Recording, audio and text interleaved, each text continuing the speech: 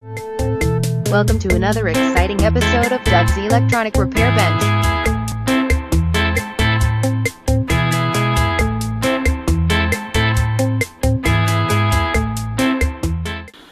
Afternoon, YouTube. I'm here with you today to, or this afternoon I should say, to demonstrate the, I have the relay completely hooked up. Now, it is hooked up to one battery only. I only have one battery at this time. I wanted to show you what happens when I flip the switch over here. And it seems to work. Turn the voltage up, it goes up. Turn it down, goes down. And turn it off, it goes off.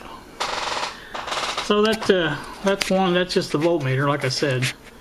I may go ahead and do a test with the ammeter too to make sure it's working.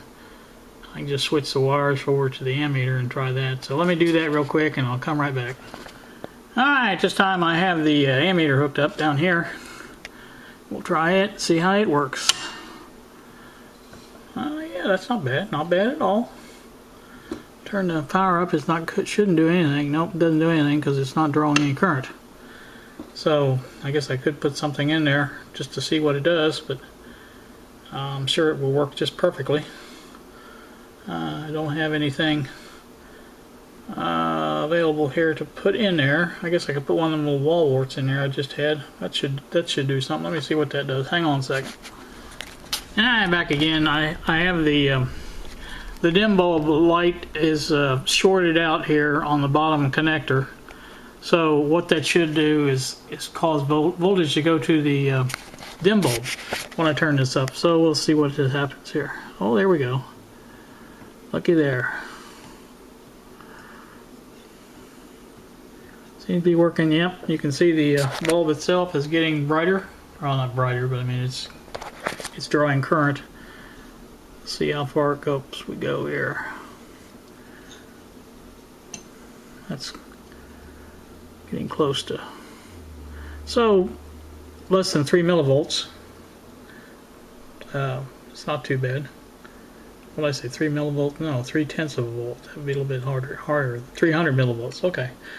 So that would be, again, it's quite bright now, so that is working, and hopefully they both work together, so we'll have to find out when I get another battery. But in the meantime, I'm going to go ahead and get this all buttoned up and put it away and like it's supposed to be, and get it attached to the project box, and do everything I'm supposed to do here to it. And so that will I'll come back probably when I get the rest of this done. So I may bring you back to show you what I've got when I get that done. So alright, back with you this last time. This will probably be the last in this series. As you can see, the wiring is complete. The wire from the variac to power the relay goes up through here. All the wires for the meter go down through here, if I can get this in focus. So it is all hooked up. The only thing that would work is if I had one battery, I could have it all hooked up, and then I could take and put the cover back on and be done with it. But I'll show you that once I get it done. But I don't have the batteries right now. Like I said, I'm gonna get a couple of the cheaper dollar store batteries and see how well they last. And you know, shouldn't do too bad with it being switched on and off. And you know what I'm saying. So anyway, that is pretty much the end of this project, and I think it turned out rather well. Not really sure about the batteries. I'm thinking about how I want to put those in. I can just stand them up in there, but there's some ridges here. I don't know if you can see those, but there's ridges here that for dividers, if you want to put dividers in it. And they tend to fall over when they're stacked there. So I'm gonna see what I can find. I might be able to put them back in, you know, the back ways, and then both of them will fit in there that way. So might do that. I don't know. We'll see. But as you can see, I shrink wrap the negatives together, and like I say, the positive go to the relay, and like I say, they do work. So we have tested that, and all the wiring fit pretty good after I and that is actually screwed all the way in now. That's the first time that's been screwed in a long time, but it's complete, you know, and I'm hoping that's the end of that project for a little while. I've already started talking on the electronics, antique electronics radio forum about hooking up a DC supply off of this, and consensus seems to be I'd be better off just with a dedicated transformer and go that route, but I don't know. I'm going to look into it a little bit more. I mean, I don't always take the first advice I get.